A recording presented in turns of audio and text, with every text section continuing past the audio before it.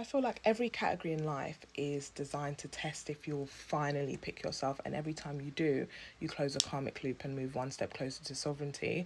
So, majority of romantic situations actually test if you'll betray your standards just to feel chosen. Family dynamics usually test if you'll abandon your boundaries just to keep the peace.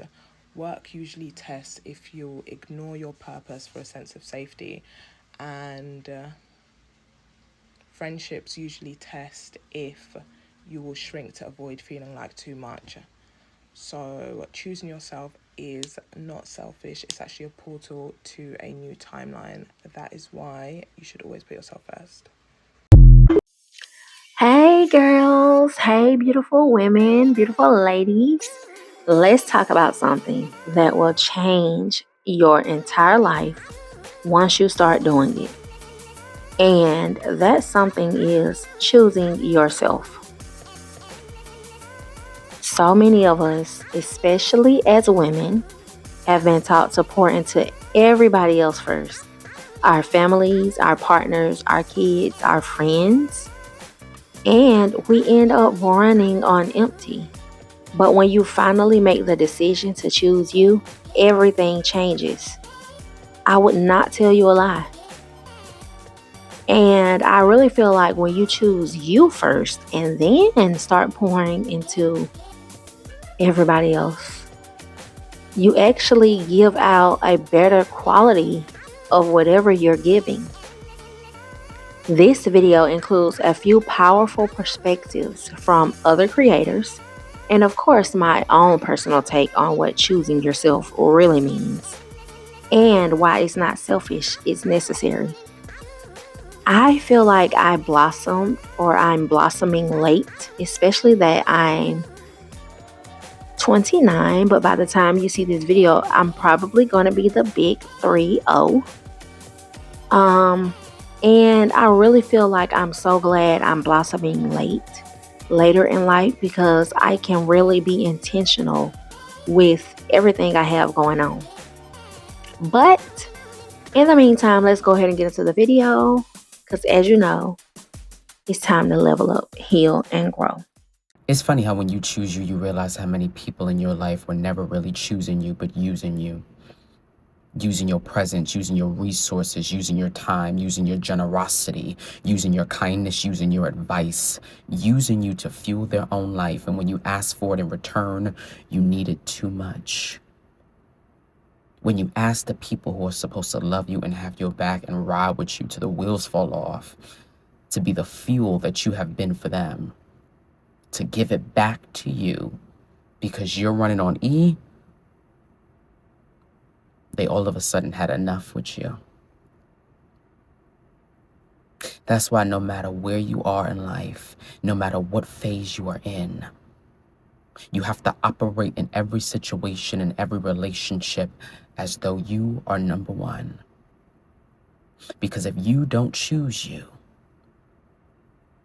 no one will see the value in choosing you too.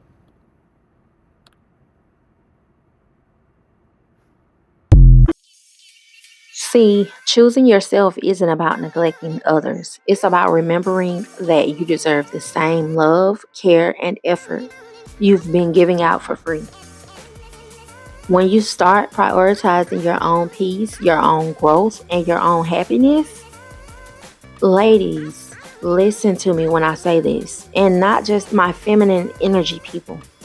You'll notice your whole energy shifts.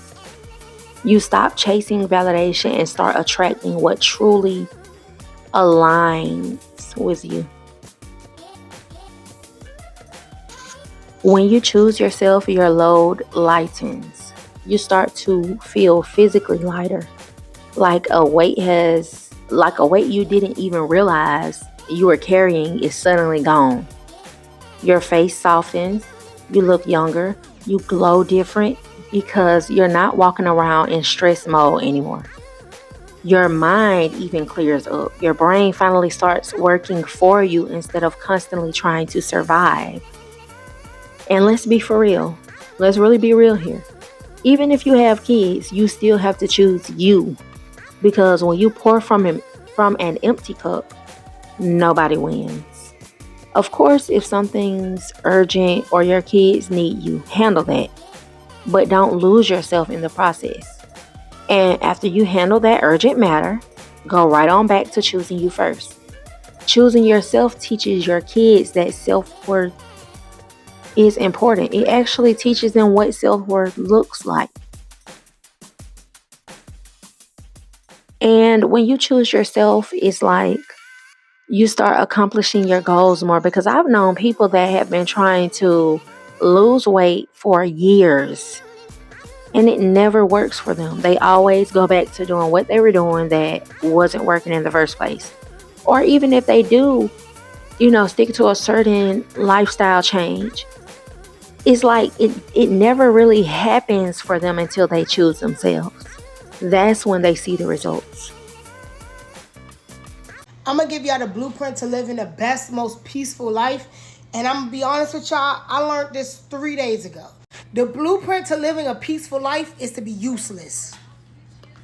Useless. Be useless to everybody. Be useless to your mama, your daddy, your siblings, your friends, everybody. Be useless. Be useless. See me, I've been useful my whole life.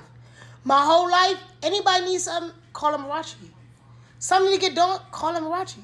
Somebody need to get picked up, call them Marachi. A feud, call them Marachi. Money, call them Marachi. You need a shoulder to cry on, call them Marachi. You want to just sit in the house and do nothing all day, call them Marachi. But you see, recently,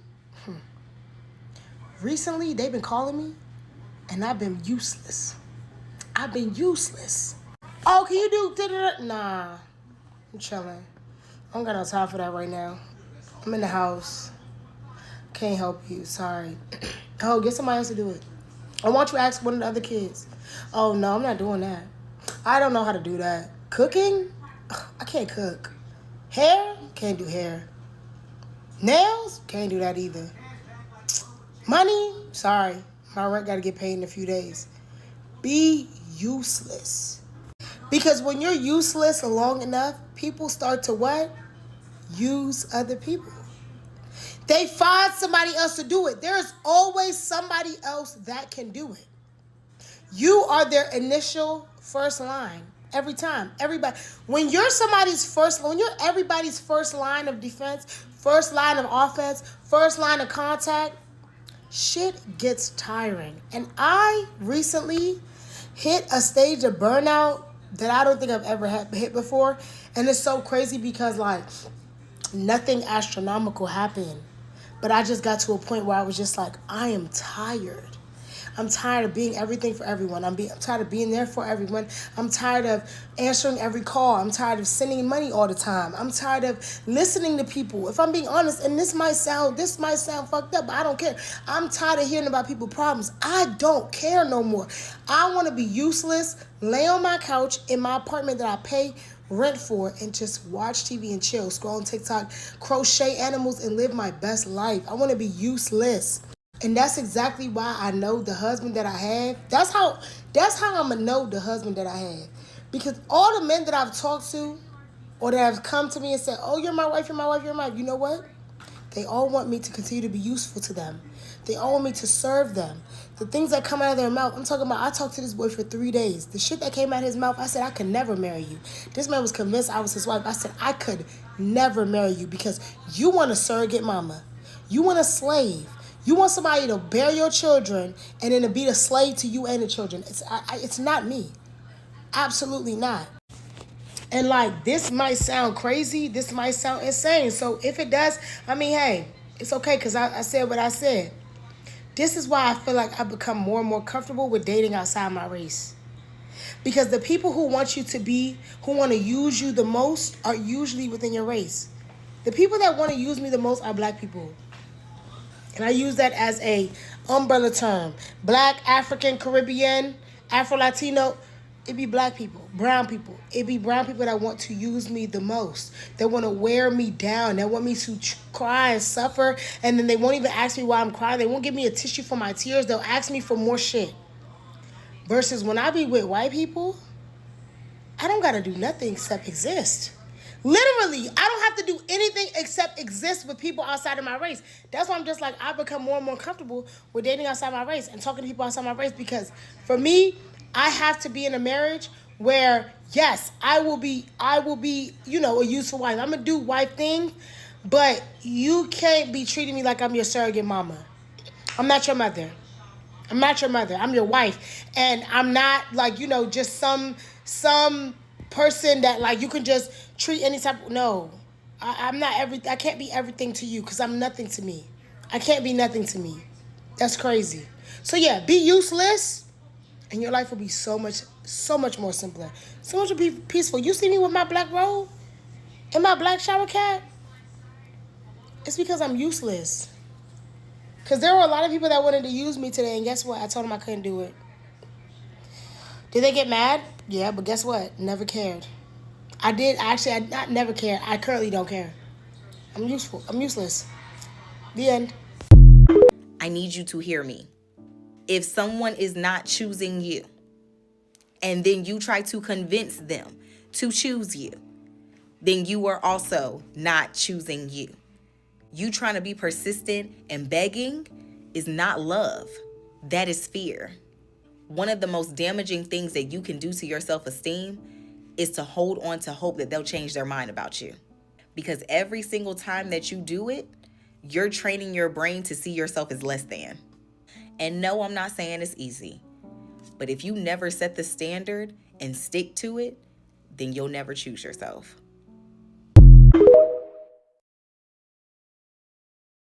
Someone said most situations are a test to see if you finally choose you, and I haven't looked at any situation in the same sense. Most of the times we sit here and think it's about the other person, when a lot of times that person is just a mirror to reflect back to you and ask you, will you choose yourself given the circumstances, given their actions, their words? What are you going to do with that information? You are constantly given a test and you fail every single time because we're struggling to attach to ourselves, but we could so easily attach to other people, choosing them over and over and over before you choose yourself. And when you're getting yourself together in life, you don't need to be worried about anybody but you. Stop talking about those people. Stop worrying about those people. You need to be focusing on you. This is your season. You're getting you together. Looking this way, looking that way. Okay. Focus on yourself. You know what people don't talk about? The fact that you get what you think you deserve. You get the man you think you deserve. You get the job you think you deserve. You get the salary you think you deserve. You get the friends you think you deserve. Your perception is your reality. So if you're like operating in this like scarcity mindset, I have to stay here because I'll never get better. You won't get better because you don't think you deserve better. So why would you get better? You're so scared of asking for more that you're willing to accept less. So I need all of you to think bigger because you get what you ask for. So ask for more, then add tax. Stop missing people who know where you are, who know how to find you. It's like we are always waiting for people to choose us when we've already been chosen. So if you've already been chosen, now it's time to choose you and show up for yourself. Yeah, and stop giving your power to everybody else. They know where you are and they're not coming for you. They're not seeking you out. Okay. Focus on you so much that you don't even pay attention to a man. And I'm talking about focus, key in on bettering you, building your workout routine, building your diet up, building your confidence up. And then the right man will be attracted to you. I didn't say the right boy child. I said the right man will be attracted to you once you build yourself up, because men love to have a woman that is confident in who she is. But the problem that we're having is so many of you will not take the proper steps in the care and feeding of yourself before you just open yourself up to a man. Have you ever seen a prostitute? And I hope my video don't get flagged for me saying this, but have you ever seen them? They look exhausted. They look tired. They're worn out, right? We're talking about their face, their cheeks, their jaws. Sometimes they be missing teeth because they have opened themselves up to man after man after man after man. Take time for you. Stop doing it to yourself. You're wearing yourself down. The right person will come into your life, but you got to be confident in who you are, because confidence attracts confidence, boom. Okay? I hope this helps. Have a great day.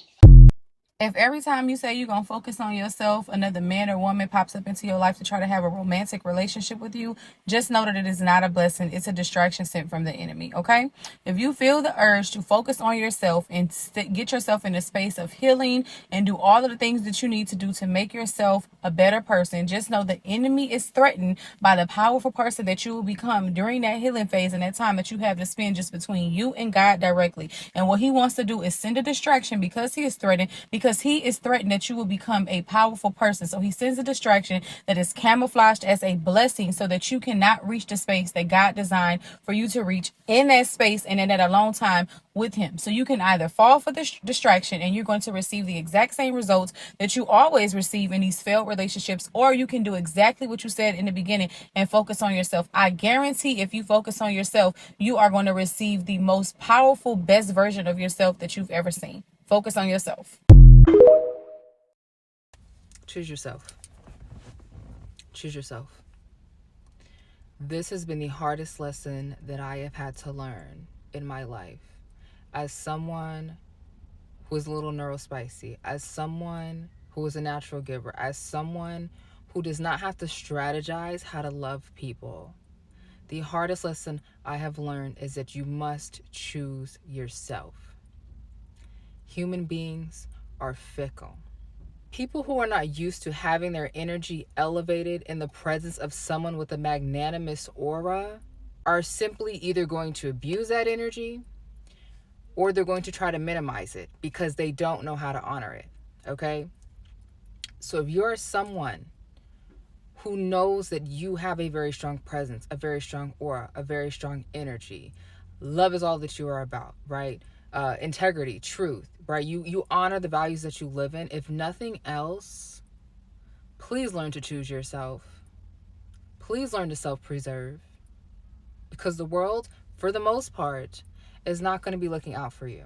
Look at the world around you, right? We've got people self-destructing daily.